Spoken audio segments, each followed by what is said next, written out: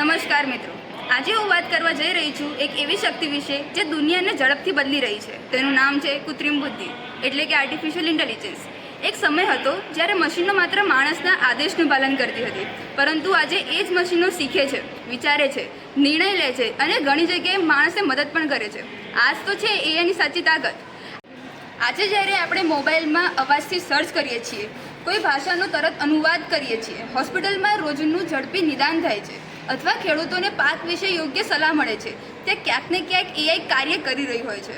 AI માત્ર technology નથી, પરંતુ ભવિષ્ય તરફ જવાનો એક પુલ છે.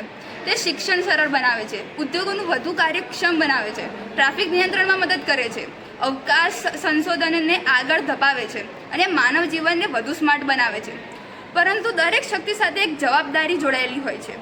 એઆઈ પાસે ઝડપ છે, માહિતી છે, ગણતરી કરવાની અદ્ભુત ક્ષમતા છે, છતાં તેની પાસે લાગણી નથી, સંવેદના નથી, સાચું કે ખોટું સમજવાની માનવ જેવી સમજ નથી. તેથી પ્રશ્ન એ નથી કે એઆઈ માણસની જગ્યા લેશે કે નહીં.